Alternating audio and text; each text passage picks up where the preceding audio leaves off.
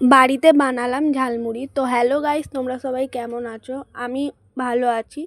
তো আজকে আমি বানাচ্ছি বাড়িতে ঝালমুড়ি। তো ইচ্ছা করছিল খুব খেতে, কারণ বাইরে হচ্ছে বৃষ্টি আর ঝালমুড়ি খেতে আমি খুব ভালোবাসি, মানে আমার খুব ভালো লাগে।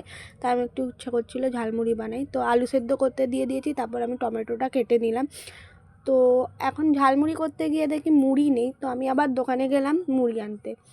তো দেখো রাস্তার আজকে খুব বৃষ্টি পড়ছিল। তো যাই হোক, তারপর আমি গেলাম বাড়িতে। তোমাদের কার কার ঝালমুড়ি খেতে ভালো লাগে আমাকে অবশ্যই জানিও। তো আমি দোকানের মতো করছি না, আমি নিজের মতো করছি। কারণ হচ্ছে গিয়ে দোকানে তো মানে অনেক কিছুই দেয়, কিন্তু টমেটো দেয় না, আর ছোলা মটর এগুলো দেয়। কিন্তু এখানে আমার বাড়িতে তো ছোলা মটর ছিল না, যার কারণে আমি দিতে পারিনি। দেখো এখানে বলতে বলতে আমাদের আলু সেদ্ধ হয়ে গেছে। তো আলু সেদ্ধটা মানে নাবিয়েছি, খুব গরম, তো তাই জন্য আমি ভালো করে জল দিয়ে, যাতে বেশি গরম না লাগে, তাই জন্য আমি ছাড়িয়ে নিচ্ছিলাম। তোমরা জানো আমাদের কলেজের ওখানে খুব সুন্দর ঝালমুড়ি পাওয়া যায়, আমি গেলেই খাই। কিন্তু আজকে গেছিলাম কলেজে, কিন্তু ওখানে ঝালমুড়ি বসেনি আজকে, তো যার কারণে আমি আজকে খাইনি। যাই হোক, তো তারপর আমি যেমন ঝালমুড়িতে আলু কেটে দেয় ওই রকম করে ছোট ছোট করে কেটে আলুগুলো দিচ্ছিলাম। তাড়াতাড়ি করে কাটছিলাম, কারণ আমার হচ্ছে খিদে পেয়ে গেছিলো জোরে। তো তাড়াতাড়ি করে আমি কেটে নিচ্ছি আলুগুলো।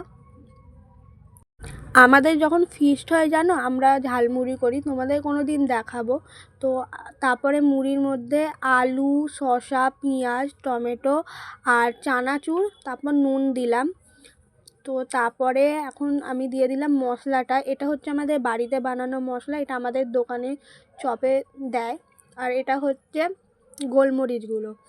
তারপর আমার কাছে যেহেতু লেবু বা তেঁতুল কিছুই ছিল না, তাই জন্য আমি একটু এখানে বাড়িতে বানানো আমের আচার দিয়েছিলাম, মা বানিয়েছিল। তারপর দিলাম সর্ষের তেল। তারপর ভালো করে মাখিয়ে নিয়েছিলাম। তো অর্ধেক জিনিস তো যেহেতু আমার কাছে ছিল না, আমার যখন ঝালমুড়ি খেতে ইচ্ছে করে আমি বাড়িতে এভাবেই বানাই।